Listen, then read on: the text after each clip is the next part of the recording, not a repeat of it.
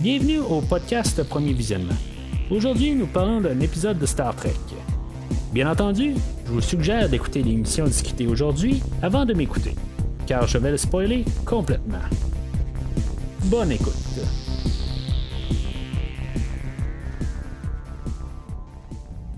Alors, bienvenue sur le USS Discovery pour cette finale de saison. On parle de l'épisode That Hope Is You, partie 2, réalisé par Olatunde Tsunami. On ferme la troisième saison aujourd'hui. Oui, ça a été quand même une saison assez avec des hauts et des bas.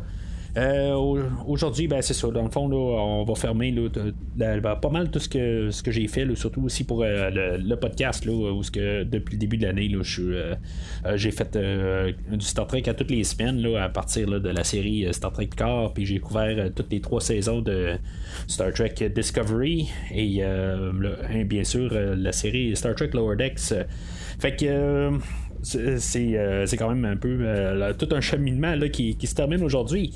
Bien sûr, si mettons vous voulez entendre ou vous n'avez pas déjà entendu qu'est-ce que tous les épisodes que j'ai fait là, au courant de l'année là, sur les séries de Star Trek, vous pouvez vous rendre sur le site premiervisionnement.com, le site officiel du podcast, où est-ce que vous allez pouvoir trouver un onglet là, marqué Star Trek et à partir de là, ben, vous allez pouvoir télécharger là, chaque épisode une à une, où est-ce que dans le fond je parle comme aujourd'hui, ben, on va décortiquer chaque épisode un à un là, des 3 séries mentionnées qui sont sorties au courant de l'année. Puis c'est ça aussi là, que le pilote original là, de la série Star Trek des années 60, l'épisode de Cage là, qui était comme un bonus sur la série de la saison 2 là, de Star Trek Discovery, où est-ce qu'on mettait en vedette là, le Captain Pike. Fait que ça dans le fond là, c'est ça c'est ce qui est pour le site là, si mettons là, vous voulez aller m'entendre parler de d'autres les autres épisodes là, de Star Trek, ou sinon ben, je couvre toujours des films à chaque semaine. Vous pouvez naviguer sur le site puis trouver les séries de films. Il y a beaucoup de séries de films, là, mais il y a quelques films aussi en particulier, juste des films seuls que j'ai couverts. Fait que vous pouvez trouver ça là, sur premiervisionnement.com. Alors, pour l'épisode d'aujourd'hui, ben, on clôture toute l'histoire de la saison 3. Si on retourne au début de la saison, ben, j'avais beaucoup d'espoir que la nouvelle saison allait envoyer tout ce show-là dans une nouvelle direction. Dans le fond, les 2 premières saisons étaient comme tout le temps des prequels. On faisait tout le temps allusion à des choses que, dans le fond, on savait tout le temps le résultat. On essayait tout le temps de lier des affaires avec le show qui allait venir quelques années plus tard. Dans le fond, en fait, le timeline, pour la série originale des années 60. Puis c'était comme tout le temps un boulet, quelque part, à mon avis. Puis en sautant là, plusieurs centaines d'années, ben, on était capable de oublier ça, puis comme recommencer à nouveau. Ça nous donnait la chance de pouvoir refaire du Star Trek à l'ancienne. On n'avait plus de contraintes, on pouvait avoir des nouveaux peuples, toutes des choses là, qui ont évolué. Ça donnait vraiment une chance au show de pouvoir avoir un nouveau souffle. Moi, je veux dire, j'étais vraiment enthousiaste là, pour la 3e saison. Pour ce qu'on a eu comme 3e saison, ben, dans le fond, ce que je pensais, c'est qu'il allait être plus le début de la saison, puis après ça, ben, on allait peut-être partir plus sur une nouvelle lignée. Ben, on a eu comme un nouveau reboot dans toute la saison. On a tout créé là, l'univers. Là. Ben, ce qu'on a fait à partir, on a créé l'élément du burn. Dans l'élément du burn, ben, ça devait comme restarter toute la fédération, toutes les idées. On en partait de zéro, mais dans un futur. D'un côté, je trouve que c'est un point intéressant, que ça fait qu'on peut repartir à zéro. Puis, tu sais, je veux dire, c'est quasiment comme rebooter Star Trek totalement. Tu sais, on en repart de des miettes. Puis, après ça, ben, on peut recommencer peut-être à refaire du Star Trek normal pour une 4e saison. En tout cas, c'est comme ça que moi, j'envisage ça pour la prochaine saison. Mais c'est ça un peu le cheminement là, qu'on a pu voir là, tout au courant là, de la saison. Bien sûr, au courant de la saison, ben, on a décidé aussi de se départir là, de plusieurs personnages. en amenant d'autres personnages. Dans le fond, on essaie de balancer les choses. On s'est départi là, du personnage de Nan. On s'est départi aussi du Philippa Georgiou qui était là depuis le début. Ou bien en tout cas une partie du personnage là, en tout cas, vous savez ce que je veux dire. Mais c'est des choses qu'on a décidé de se débarrasser. Puis même aujourd'hui on va se débarrasser là, du personnage de Saru. Toutes des choses pour donner place à des nouveaux personnages comme Book, Adira et Grey. Mais c'est ça, je veux dire, dans le fond, on contrebalance un peu, puis en essayant d'amener de nouveaux personnages. Est-ce que, je veux dire, si mettons on regarde comme la dernière saison, dans la saison 2, on a eu le personnage de Jet Reno qui s'est rajouté à l'équipage. Puis en bout de ligne, ben, qu'est-ce qui est devenu la saison présente dans la 3e saison? Ben, on n'a pas fait grand-chose avec ce personnage-là. Fait que j'espère juste qu'on fera pas rien avec ces personnages-là à l'avenir, qu'on a des choses planifiées pour ces personnages-là. Mais en tout cas, ça c'est dans le fond c'est un gros résumé là, de ce que je pense de la saison 3 jusqu'à l'épisode d'aujourd'hui, puis un peu en englobant là, l'épisode d'aujourd'hui. Fait que on va parler de l'épisode d'aujourd'hui. L'épisode elle commence dans le fond dans le pré-générique. On va être remis en situation avec Saru, Colbert, Adira et Grey qui sont sur la planète. Ben on va voir que Grey s'est matérialisé sur la planète parce que à cause du genre d'hologramme, tout ça. En tout cas, c'est quand même une drôle de manière là, de pouvoir avoir fait apparaître Grey visible. On avait vu à la fin, ben c'est pas le dernier épisode, là, c'était l'autre épisode avant où on avait terminé l'épisode avec Adira qui se téléportait sur la planète, puis on savait pas exactement ce qui s'était passé. On savait qu'on allait avoir la suite dans la prochaine épisode. Moi, je me demande juste, par contre, Adira la raison qu'elle s'est téléportée, c'est parce qu'elle voulait amener de la médication aux personnes qui étaient restées sur la planète. Mais pourquoi que, si mettons la médication, elle fonctionne, pourquoi est-ce qu'ils n'ont pas descendu avec la médication au départ, rendu là, juste en trousse de secours, là? Je sais pas exactement, là. Il fallait trouver une raison pour descendre Adira sur la planète, puis que finalement, on voit Grey, là. Je pense que c'est ça un peu, pour quand même montrer aux autres, ou même à nous, que Adira n'est pas folle, là, quelque part, qu'elle imagine pas Grey, puis qu'il existe vraiment. Oui, il va servir un petit peu dans l'histoire, là, pour juste comme vraiment voir dehors, puis pouvoir nous confirmer que le vaisseau est en train de tomber en ruine. Mais en tout cas, je veux dire, ça donne rien vraiment à l'histoire, là, mais c'est un peu ça, je pense. C'est ça qu'on veut apporter avec le personnage. Puis en même temps, ben on va savoir plus tard aussi qu'on va travailler dans la prochaine saison pour essayer là, de le ramener en tant qu'être en chair touchable, là, tu sais, en concret. Mais en tout cas, fait que on nous a remis en situation sur la planète. On va nous remettre aussi en situation là, ce qui s'était passé là, sur le Discovery là, dans l'épisode de Die Hard de la semaine passée. Les négociations avec Osira et Vance ont échoué. Fait que Osira était retournée sur le Discovery. Puis dans le fond, elle se sauvait avec le Discovery. La Fédération commence à faire feu sur le Discovery dans le fond pour carrément l'arrêter. Puis ça, c'est peu importe l'équipage à bord. Je veux dire, c'est mieux de perdre l'équipage que, dans le fond, que Osira se ramasse avec la technologie du Spore Drive. Fait que, je veux dire, Vance, il fait un choix là-dessus, tu sais, c'est sa job, là, c'est plate, mais c'est ça qu'il doit faire. Il y a Stamets qui va se pointer aussi là, qu'il a été éjecté du Discovery. Puis, dans le fond, il va dire à Stamets que Burnham a fait le bon choix, puis qu'il comprend pourquoi que Stamets, dans le fond, il a fait un sacrifice, tout ça. Honnêtement, je veux dire, à partir du dernier épisode, là, j'avais dit là, que j'étais beaucoup plus en arrière du personnage de Vance. On n'était pas sûr pendant toute la saison, là, est-ce qu'il y avait un agenda caché ou quelque chose en même. Mais on va voir dans l'épisode d'aujourd'hui que Vance, il est ce qu'il est. Je veux dire, c'est un admiral de Starfleet, puis les valeurs sont restées là malgré le temps. Par contre, ce qui va un petit peu me décevoir, c'est que oui, il est capable de prendre cette décision-là.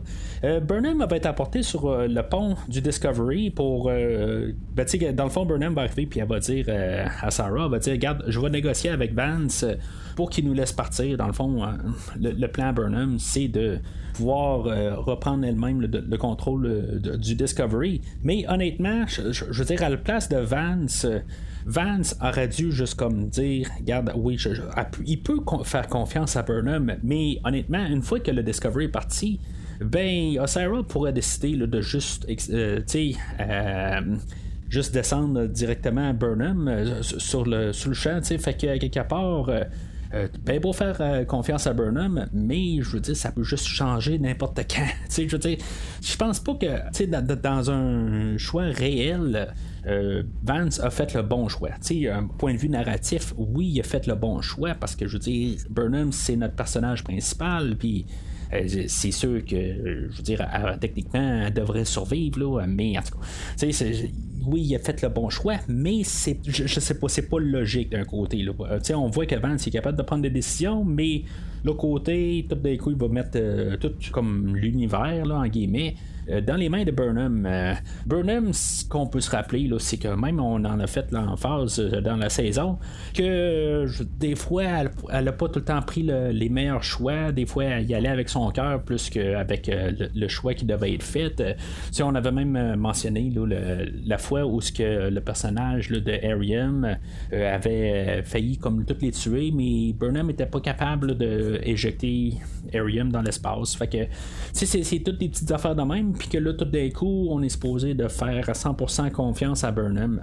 Je comprends que je veux dire les personnes changent tout ça, mais elle n'a pas encore réussi peut-être à se prouver à 100%. C'est pour ça que je me dis que c'est peut-être pas la bonne idée là, ou la bonne réponse là, que Vance a fait. Juste avant de sauter au générique aussi, dans la première section, ben, on a aussi tout le restant de l'équipage du pont qui s'était, dans le fond, tout bien débrouillé là, pour sortir là, de leur emprisonnement. Puis que finalement, ben, il continue là, à réussir à avancer dans le vaisseau, mais que finalement, tous les regulators, là, les personnes qui sont dans l'équipe à Sarah, là, les gardes, je sais pas s'ils sont vraiment vivants, les gardes ou pas.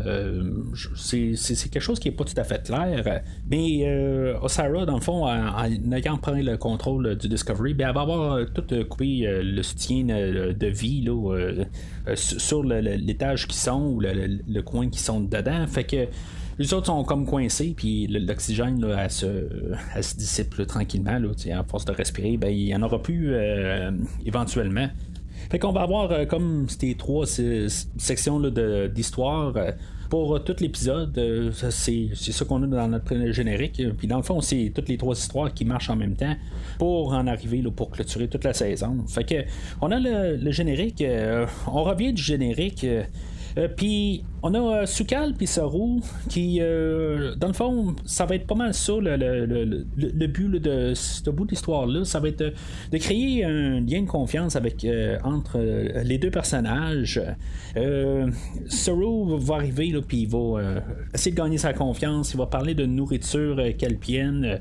Puis même un bout, il va comme essayer d'expliquer aussi là, que dans le fond, c'est pas nécessairement de son allure, c'est l'important, c'est l'intérieur aussi. Je pense qu'il y a des petits messages aussi. C'est du message un petit peu subliminal, mais c'est ça un peu aussi que c'est pas juste en surface.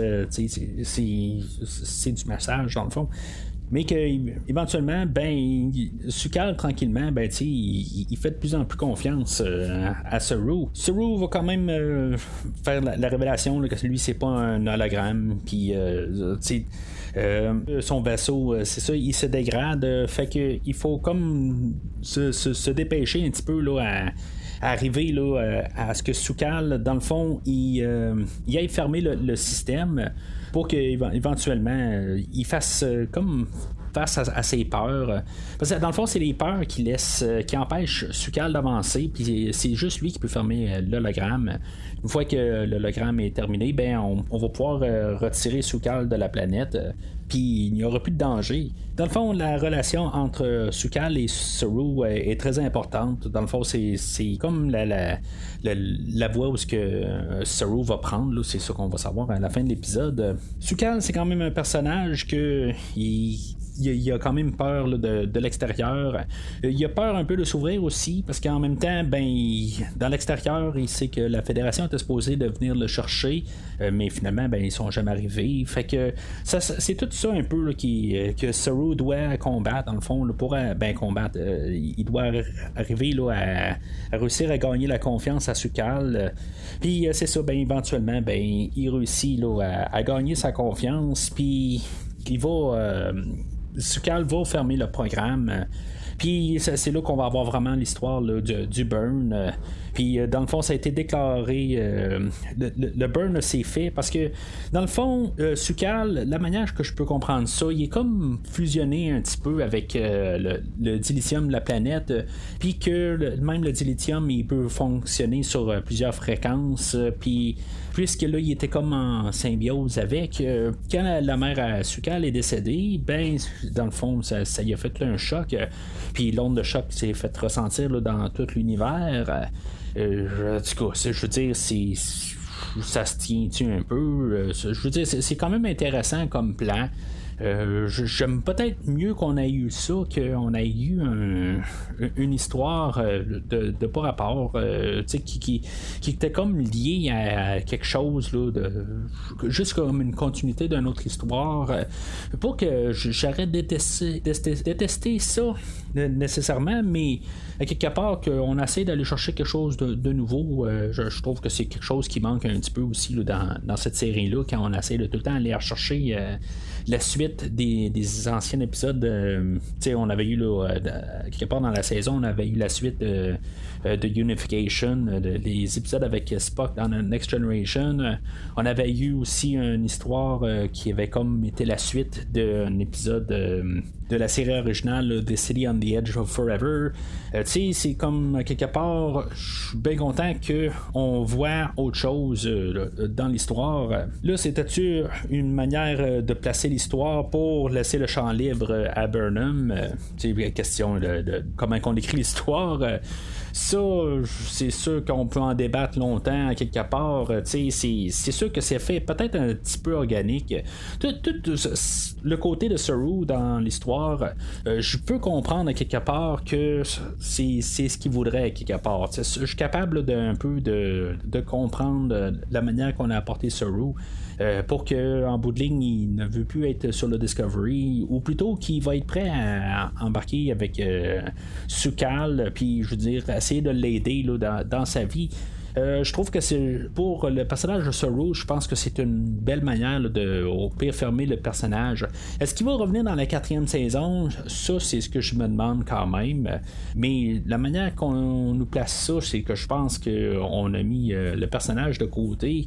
C'est une bonne affaire? Je le sais pas tout à fait. Ça, je suis pas encore très assez prêt à me dire que je m'ennuierai pas de Saru aux prochaines saisons, mais à quelque part, depuis le début de la saison, on essaie de placer Saru comme capitaine, puis on essaie de nous montrer qu'il n'y a pas les compétences pour être capitaine. Fait que, tu sais, je veux dire, je veux pas me battre tout le temps contre le show.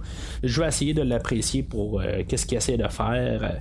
Puis, quelque part, si ça veut dire là, de tasser Saru, puis y donner une bonne fin, quelque part, peut-être que c'est la meilleure manière là, d'avancer pour le show de Discovery. Fait que sur le Discovery, on voit que l'équipe à Sarah, dans le fond, les tensions augmentent.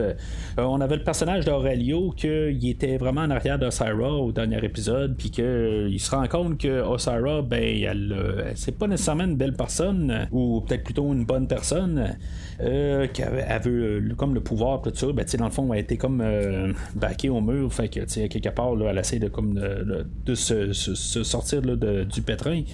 Fait qu'on va torturer Book pour savoir où est-ce que la planète de Dilithium allait, puis où est-ce qu'elle est, fait qu'on le torture, puis on va utiliser Burnham dans le fond pour qu'elle voit Book se faire torturer, puis qu'elle convainc Book de lâcher prise. Mais tu sais, comme j'ai dit tantôt, Osara à quelque part, ben elle aurait pu juste tuer Burnham à quelque part pour vraiment de juste torturer encore plus Book, mais à quelque part, ben elle a choisi de laisser Burnham vive. Mais c'est ça, comme j'ai dit tantôt, ça aurait été comme qui aurait prouvé que Vance n'a pas fait le bon choix. Mais en tout cas, fait que Book va se faire torturer, puis Burnham à quelque part, elle va lui dire regarde, je vais lui dire c'est beau de lâcher prise, quelque chose de même. Fait que elle va aller comme il murmurer à l'oreille, elle va lui dire je suis désolé que tu dois souffrir, mais tu vas devoir souffrir plus. Mais en lui disant ça, c'est là où ce qu'elle va le libérer. Ça marche pas tout à fait. Là. Je veux dire, il va y avoir toutes des petites lignes un petit peu là, qui vont être faites là, dans cette partie d'histoire-là, on va lancer des lignes un petit peu comme pour n'importe quelle raison, mais qui ne fonctionnent pas à quelque part. Je veux dire, on est un petit peu dans un film d'action, mais on n'est plus en 1984. Là, c'est quand même assez ridicule chaque fois qu'on va essayer il y a une fois où Burnham va être sur un ascenseur, puis qu'elle va pointer un des regulators, puis elle va dire hey, je suis ici, quelque chose de même, mais je veux dire, on n'est plus en 80, dans les 80 comme j'ai dit, puis je veux dire, ça n'a pas de sens. Pourquoi qu'elle ne tire pas directement? C'est juste un peu cliché, puis je trouve que ça moi, en tout cas, personnellement, ça me fait du mauvais bord. Pendant qu'ils vont se sauver au travers du vaisseau, ben Burnham va lancer un message qui va être comme un message caché pour Tilly, pour que l'équipage qui sont enfermés, ben pour qu'ils se trouvent un moyen de se rendre à la nacelle. Mais à quelque part, une chance que les regulators ils ont pas enfermé juste dans une section fermée. Qui ne pouvaient pas sortir de là. Je veux dire, à quelque part, la coïncidence fait qu'il y a quand même un chemin pour se rendre à une des nacelles. Là, je me dis, à quelque part, OK, il y a Obosuken, qu'elle, à quelque part, ben, elle dit moi, je suis capable de retenir mon souffle pendant 10 minutes. Puis finalement, ben, c'est elle qui va devoir continuer tout seul parce qu'elle est capable de retenir son souffle. Puis qu'elle va être capable d'aller poser la bombe ou la nacelle. Puis que la nacelle, ben, dans le fond, elle sera pas brisée elle sera pas séparée là, du Discovery, mais dans le fond, elle va être juste comme débalancée. Je sais pas, dans le fond, quand on a eu le refit au début de la saison sur Discovery, ben, au milieu plutôt, on a eu un refit, dans le fond, c'était juste pour cette séquence-là, si je me trompe pas, à quelque part, ça n'a rien servi d'autre que ça. Je veux dire, le Discovery va sortir du warp, puis oui, elle perdra pas sa nacelle, mais elle va juste être comme déstabilisée. Je veux dire, elle bougera plus. Mais c'était vraiment juste pour ça, qu'on puisse poser une bombe pour déstabiliser la chose. C'est un petit peu nono. Rendu là, je m'attendais à ce qu'on puisse faire un petit peu plus de choses avec le Discovery, mais je me dis, je veux dire, en fait de capacité du Discovery, qu'est-ce que le Discovery peut faire de plus? Le fait que c'est des choses magnétiques qui tiennent les nacelles. Ça doit même gruger plus d'énergie au Discovery. Juste par logique, il faut quand même que ça soit tenu, ces nacelles-là. En tout cas, c'est quelque chose qui est juste un petit peu nono, mais c'est juste pour donner l'excuse à quelque part. Je pense qu'on devait pas faire sauter carrément la nacelle puis que le vaisseau soit perdu dans l'espace à tout jamais. Peut-être, je sais pas. Mais en tout cas, c'est la seule raison que je vois qu'on a décidé là, qu'on mettait les nacelles, qu'on a fait le refit du Discovery là, à mi-saison. Fait que comme j'ai dit, Burnham et Book continuent à se battre contre les Regulators. Ils vont se battre ils vont se tirer là, dans un ascenseur. Puis Burnham, elle va sauter dans un autre turbo lift, puis qu'on va voir comme tout l'intérieur du Discovery. Le Discovery est vraiment gros, je veux dire, j'ai comme des fois l'impression qu'il est genre 7 fois plus gros que l'Enterprise D. De la manière qu'on nous montre ça, c'est sûr que on voit jamais vraiment la forme des vaisseaux. C'est rare, il n'y a pas grand Star Trek qu'on a pu vraiment comparer un être humain à côté du vaisseau lui-même. Il y a peut-être le film de Star Trek, le film original, où ce qu'on voyait des personnes qui étaient sur la coque de l'Enterprise. Mais même là, je veux dire, en bout de ligne, je pense pas que c'est aussi grandiose que ce qu'on voit à l'écran là, quand Burnham elle se promène sur le turbolift. Mais en tout cas, je veux dire, c'est juste du design. Je pense qu'on veut quand même nous montrer d'autres choses qu'on voit pas normalement. Puis je l'apprécie quand même. On essaie d'aller à des endroits qu'on n'a jamais vus. Puis c'est le fun. J'ai aucun problème avec ça. Fait qu'elle va se rendre comme au contrôle où ce qu'on tient toutes les données du vaisseau, où ce que dans le fond on va pouvoir comme reprendre le contrôle du vaisseau à partir de là. Puis on va avoir comme un combat entre Osara et Burnham. Puis en tout cas, je veux dire, c'est de la bataille mano à mano comme qu'on connaît. C'est quand même intéressant, quelque part, Osara va pousser Burnham là, dans un mur. C'est toutes des données dans le fond. Puis on avait vu que les données sont toutes en genre de nanotechnologie. Fait que puis c'est ça, en poussant Burnham là-dedans. Même Burnham elle va sortir de là puis elle va cracher là, des données tout ça, je veux dire c'est quand même intéressant comme idée, mais ça me faisait quand même penser au film de Superman 3 où on avait eu une des personnages qui était rentré dans un ordinateur puis qui était comme ressorti robotisé, puis en tout cas c'est quelque chose qui me faisait penser à ça, mais vraiment Burnham elle ressort la bonne vieille Burnham, puis comme dans un Die Hard, on devait avoir aussi là, la fin là, de Zahar, que comme le dernier épisode j'avais nommé Hans Gruber parce que j'avais comme vu beaucoup de parallèles avec le film Die Hard, fait que j'avais ri de ça, mais comme dans le film Die Hard, Hans Gruber, le méchant du film, doit tomber de l'édifice de Nakatomi. On a Zahar qui va tomber dans le vide de l'ascenseur ou du turbolift où ce que Book et Zahar se battaient. Fait que, encore un autre parallèle pour terminer l'histoire de Die Hard. Fait que pendant ce temps-là, Burnham, ce que je me dis là, en revenant, comme qu'est-ce qu'on pouvait voir comme protocole, je me dis, il y a juste un commandant, qui a beau avoir tous les codes qu'il faut. Le commandant, lui, qui est capable d'arriver puis demander à l'ordinateur de rebooter tout le système, puis je comprends pour redonner là, les soutiens de vie puis tout ça, là, ça je peux comprendre, mais tout de rebooter le système au complet, je sais pas si juste un commandeur ou un commandant normal peut faire ça. À quelque part, je pense que ça devrait être plus soit un amiral ou un capitaine, quelque chose de même. Là. Du coup, ça c'est ça dans mon livre. Là. Peut-être que je m'y connais pas assez en fait de grade d'armée ou naval, tout ça.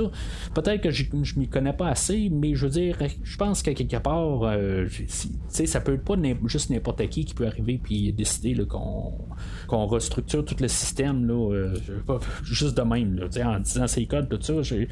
Je sais pas. En tout cas, je trouve juste ça assez bizarre que Burnham peut le faire, mais en tout cas, à quelque part, c'est pour sauver du temps un peu aussi. Là, peut-être que je suis en train de juste de trouver là, des petits points là, non nécessaires, mais je me dis que la sécurité n'est pas très très forte sur le vaisseau du Discovery. Fait que le Discovery a été capturé par le Veridian, le vaisseau de Osira. Il est comme rentré à l'intérieur. Je veux dire, c'est comme un gros vaisseau, puis en plus, il peut comme manger les autres vaisseaux. Là. Ça fait très James Bond. Par contre, j'ai plus tendance à croire à ça dans un univers de James Bond que dans l'univers de Star Trek. Je trouve que c'est juste plus un peu comme de la coïncidence à quelque part, juste pour comme régler tout, comme pour détruire finalement le vaisseau Veridian. Mais tu sais, quelque part, on a réglé le problème de Syra, puis pourquoi que quelque part, on peut pas avoir juste son équipage qui se rend. Tu sais, c'est comme on va avoir téléporté les Regulators en dehors du vaisseau, puis en plus on va comme tuer tout le monde à bord du Veridian. Tu sais, je sais pas, tu sais, je veux dire, c'est quand même assez pas mal guerre pour un show de Star Trek à quelque part. Je veux dire, on aurait pu avoir un peu une fin de paix à quelque part. C'est juste Osira à quelque part qui avait vraiment comme perdu le contrôle à la fin. On pouvait voir qu'il y avait, à part Zahar, que comme Aurelio, il était capable de, il avait comme changé de camp un peu, puis tout ça. Fait que, pourquoi que le restant n'aurait pas suivi Aurelio aussi. Fait que, je trouve juste ça un petit peu, là, c'est un peu de lazy writing quelque part. Burnham, elle va se rendre sur le pont, puis elle va avoir le plan comme pour se sortir de là. Tilly, elle va lui dire regarde, t'as le plan, regarde, je vais te donner la chaise du capitaine là, pour exécuter ton plan. Fait que le plan là-dedans, c'est de flusher le warp core, puis le mettre en surcharge, puis qu'il explose, puis que dans le fond, que le Veridian explose.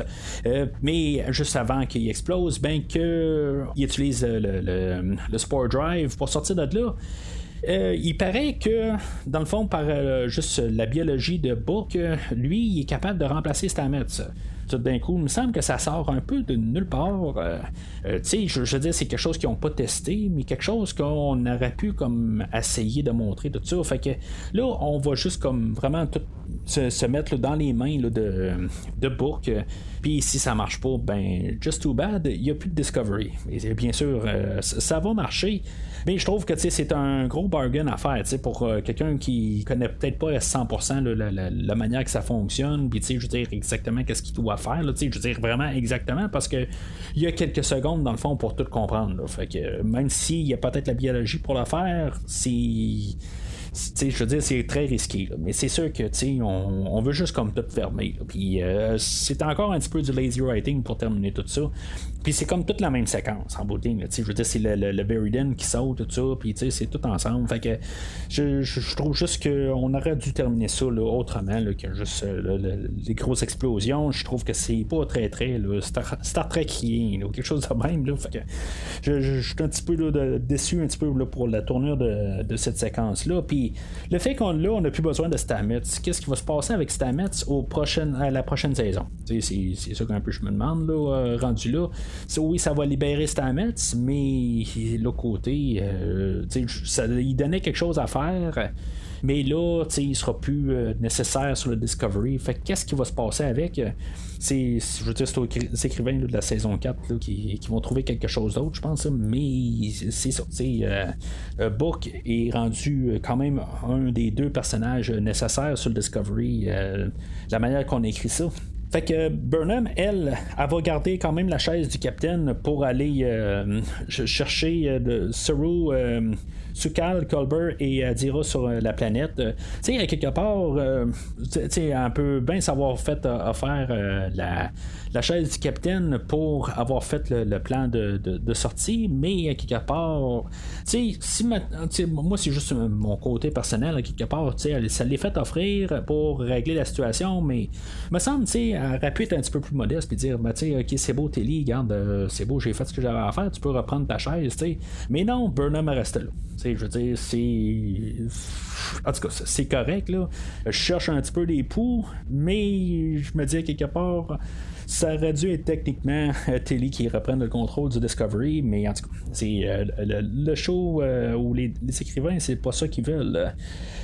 Fait que le Discovery va retourner à Starfleet, puis on va avoir des éloges pour le Discovery, puis tu sais, dans le fond, on va voir un petit peu là, un épilogue de qu'est-ce qui s'est passé par la suite, là, une fois qu'on va pouvoir avoir miné un peu de délithium et tout ça, puis tu sais, on va voir là, on va savoir plutôt que des peuples ont rejoint là, la Fédération, puis que tu sais, on recommence un peu là, à refaire la Fédération comme qu'on la connaissait, là, mais tu sais, plus dans un temps futur, mais on voit là, qu'on pourrait arriver là, dans une prochaine saison, revenir à un format plus d'épisodes par semaine, puis que on peut sauter une semaine ou deux ou quelque chose de même, puis revenir sans avoir manqué quelque chose.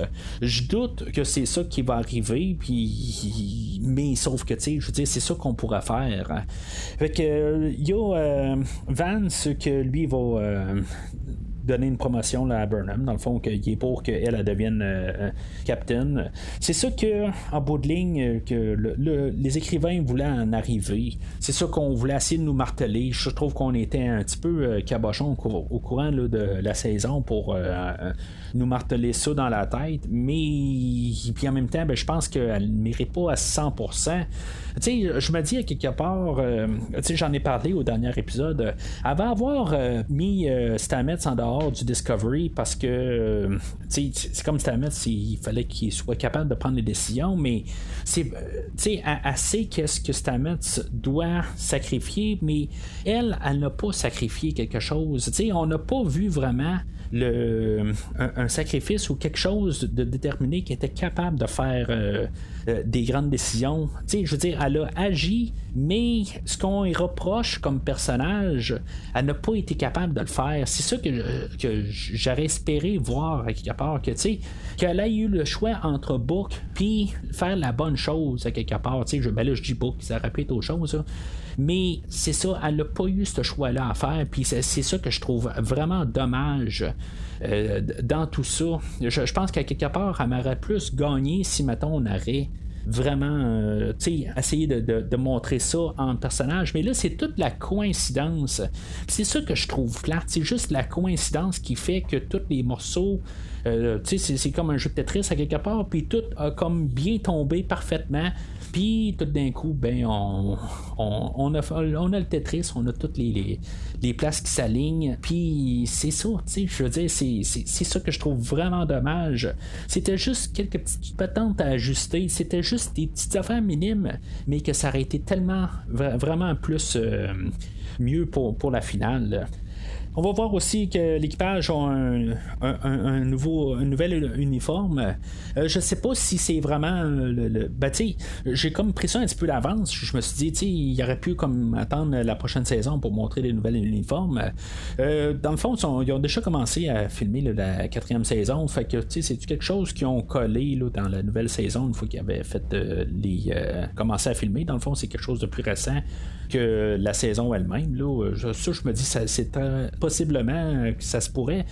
Parce qu'à quelque part, des fois, quand on fait comme des changements majeurs puis qu'on colle ça à la fin d'une saison, je me dis, si maintenant tout d'un coup, ils arrivent et ils disent, les costumes, on aimerait ça changer quelque chose, il est un petit peu trop tard. Mais à quelque part aussi, je me dis, est-ce que c'est juste leur uniforme propre? On voyait ça aussi dans les séries, des fois, qu'il y avait un uniforme pour comme travailler, faire leurs fonctions, puis ils ont aussi un uniforme à part pour des occasions plus formelles, quelque chose de même. Les nouvelles uniformes font pas mal Star Trek 1, plus gris, tout ça, plus neutre, là, en tout cas. J'aime quand même le design, par contre. J'ai pas de problème contre ça, là, mais c'est juste que je trouve que ça me faisait beaucoup penser là, à Star Trek 1. Mais en tout cas, fait que c'est pas mal ça qui ferme tout l'épisode au complet. Il y avait Saru, comme j'ai dit tantôt, qui était parti là, avec Sukai sur Kaminar, puis il va avoir comme retrouvé un peu sa voix, tout ça. Je veux dire, je sais pas exactement qu'est-ce qu'on va faire si on va ramener Saru là, au prochain épisode. On a comme ouvert la porte que Saru pourrait revenir ou pas. Est-ce que l'acteur c'est comme un peu tanné de porter le maquillage aussi? Peut-être que aussi c'est comme tanné de ça. On a vu comme toute le défaçade du personnage de Saru. De toute façon, depuis le milieu de la 2e saison de Saru, avec Saru, où il avait comme perdu ses glandes, le personnage a comme arrêté d'évoluer à partir de là. Fait que oui, il est devenu capitaine par la suite, mais je veux dire, il se faisait tout le temps comme pas rabaisser, mais le Captain Vance, l'admiral Vance, il était toujours en arrière à dire ta décision, mais c'était peut-être pas le bon choix. Puis c'était des affaires que comme je trouvais ça un petit peu nono quelque part, que Saru pouvait comme jamais prendre la bonne décision. Là. Fait que quelque part, les écrivains, c'est ça qu'ils voulaient quelque part, se rendre là, nous montrer que le capitaine du Discovery, ça doit être Burnham. Fait qu'on s'est rendu là. Fait que l'avenir de Discovery, je pense que c'est là qu'ils voulaient qu'ils nous ont martelé, qu'ils voulaient se rendre. Je pense que si mettons on joue ça bien, on pourrait avoir quelque chose d'assez intéressant là, dans les prochaines années, dans les prochaines saisons. Je sais que j'ai parlé beaucoup en mal même de Burnham là, à certains points là, pendant la 3e saison. Je veux dire, à quelque part, je suis quand même capable d'accepter qu'elle est à sa place à la fin de la saison. C'est ça que les écrivains ont voulu arriver. Je trouve que pour la globalité, c'est quand même correct. On finit où ce qu'ils veulent arriver, mais c'est juste le chemin qu'ils ont pris pour s'y rendre. Je trouve que c'est ça que je trouve qu'ils ont très mal fait le chemin. Il y a eu vraiment là, des bas points là, dans la 3e saison, surtout là, vers le centre, là, je pense que c'est la 7 ou 8e épisode. Là, je veux dire, ça a été vraiment un creux. Il y a un bout où ce que je veux dire, je continuais là, la série pour question de compléter. Tu sais, dans le fond, la semaine passée, on avait eu le 800e épisode là, de tout l'univers de Star Trek. Aujourd'hui, étant le 801e, tu sais, je me vois mal comme tout d'un coup jeter les gants puis arrêter à 797, là, tu sais, mettons. Fait que en bout de ligne, tout ce qui va se faire de Star Trek, je me vois pas arrêter là, de les écouter. Mais tu sais, je veux dire, il y a des bouts là, qui ont été vraiment durs. J'ai pas continué juste pour le podcast. Là, je veux dire, j'ai continué quand même là, parce que j'étais quand même un peu intéressé. Je me suis dit, bon, ben, peut-être que je vais retourner en arrière puis je trouverai pas ça si pire que ça. Éventuellement, je vais probablement acheter le Blu-ray de la saison 3 puis je vais la réécouter. Là. Peut-être pas avant la 4e saison, mais éventuellement, là, je vais peut-être essayer de la réécouter puis essayer là, de voir ça là, comme une histoire globale, voir qu'est-ce que ça va donner. Mais en tout cas, c'est une série qu'il y a des hauts, des bas. Je pense que quelque part, il pourrait vraiment bénéficier dans une 4e saison de mettre toutes des histoires séparées. Je sais que dans la série Strange New Worlds qui veut ramener là, l'équipage du Captain Pike sur l'Enterprise, ben c'est ce qu'ils veulent faire. Puis je veux dire, j'ai rien contre ça. Je suis quand même assez content qu'ils veulent revenir avec cette idée-là. Parce que honnêtement, là, une histoire séparée en 13 morceaux, ça devient lourd quelque part. Je sais pas pour vous, mais moi là, je veux dire, des fois je deviens épuisé quelque part parce que là, il faut que tu te rappelles de tout. Oui, il y a toujours le petit 2 minutes au début qui nous rappelle de tout ce qu'il faut se rappeler là, dans l'épisode, mais c'est quand même beaucoup de bagages pour arriver à la fin. Puis, tu sais, je veux dire, si, mettons, on pourrait juste avoir un épisode par semaine, tu sais, des fois, des two-parters ou des histoires que oui, tu sais, le premier épisode puis le dernier épisode, OK, il englobe en général, mais que on peut avoir des histoires juste séparées, puis juste un peu, juste penser à l'épisode de la semaine, puis arrêter de se casser la tête avec toutes les histoires qui se passent simultanées. Un peu partout avec tous les autres personnages, puis tout, en tout cas, tu sais, tout entremêlé. Ça devient très épuisant, puis je veux dire, ça commence à faire son temps quelque part. Fait que si maintenant on pourrait avoir juste une reconstruction de nouvelle ère dans l'avenir de Starfleet là, dans les 3190 là, où est-ce qu'on va être rendu à la prochaine saison, ben puis qu'on a encore de l'exploration de l'espace, tout ça, puis des métaphores correctes avec toutes sortes de problèmes, tout ça, fait que ça serait vraiment le fun qu'on arrête là, de juste comme séparer tout, faire une grosse histoire. C'est le fun d'un côté, mais c'est rendu trop lourd. Si mettons on regarde la série Enterprise, on avait la 3e saison qui était comme toute une histoire au complet, mais on avait toutes des petites histoires au travers, puis c'était pas lourd à écouter. Je veux dire, c'est bon, ok, c'était un peu la chute de la série de Enterprise, mais en tout cas, moi je veux dire, c'est une saison que à la première écoute j'avais pas bien aimé tout à fait, mais en bout de ligne, ben, si vous avez écouté qu'est-ce que j'ai toujours dit là, de la série Enterprise, ben c'est comme peut-être d'un côté là, une de mes meilleures séries au final. Fait que c'est quelque chose qui peut se faire en bout de ligne là, je veux dire, juste au moins avoir toutes des histoires là, qui se passent dans cet avenir là, puis que on saute une semaine, c'est pas grave.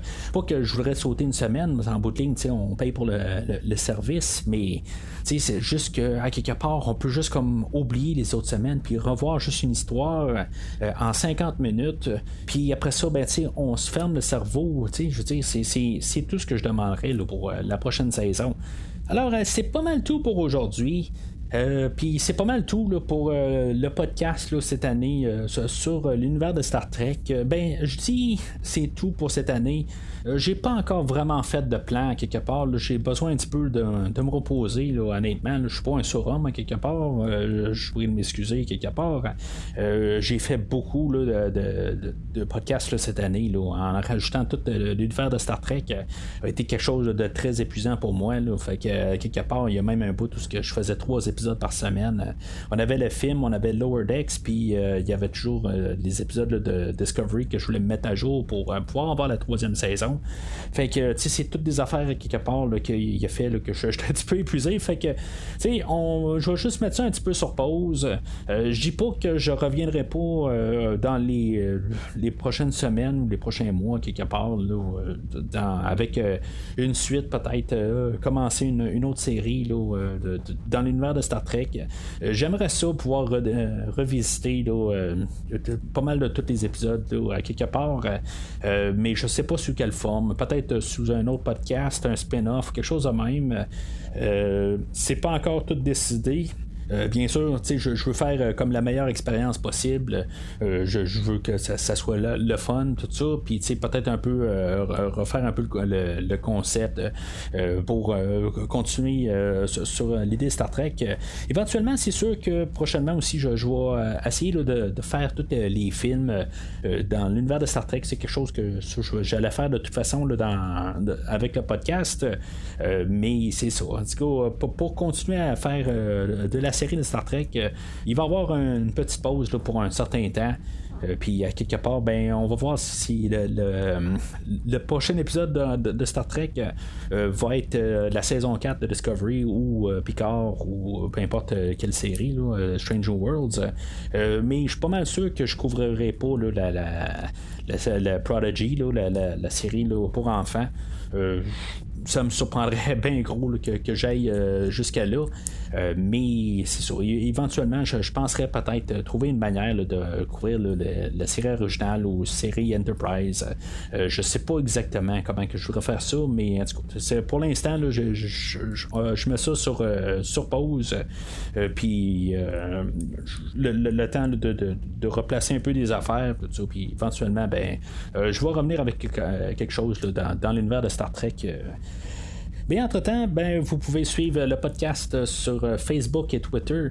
Ben, si mettons, j'ai l'intention là, de refaire quelque chose prochainement là, dans l'univers de Star Trek, ben, bien sûr, je vais l'annoncer sur le site de Facebook et de Twitter.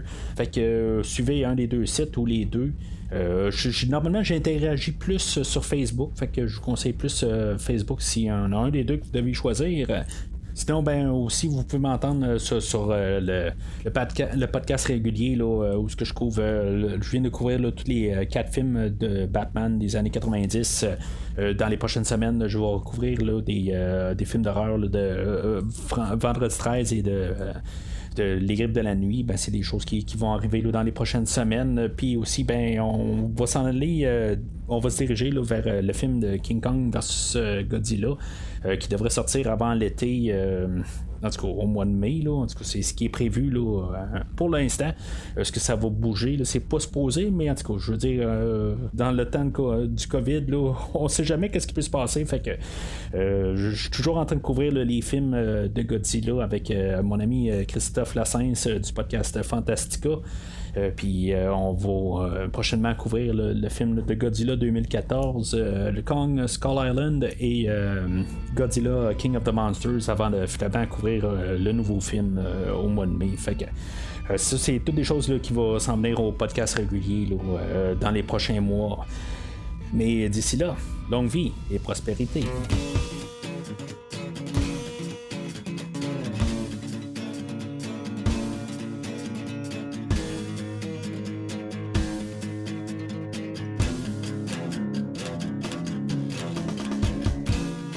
Merci d'avoir écouté cet épisode de Premier Visionnement. J'espère que vous vous êtes bien amusés. Revenez-nous la semaine prochaine pour un nouveau podcast sur l'univers de Star Trek. Vous pouvez suivre Premier Visionnement sur Facebook, Twitter, YouTube, Podbean, iTunes, Spotify et tout autre logiciel de diffusion de podcasts. Merci de votre support et à la semaine prochaine.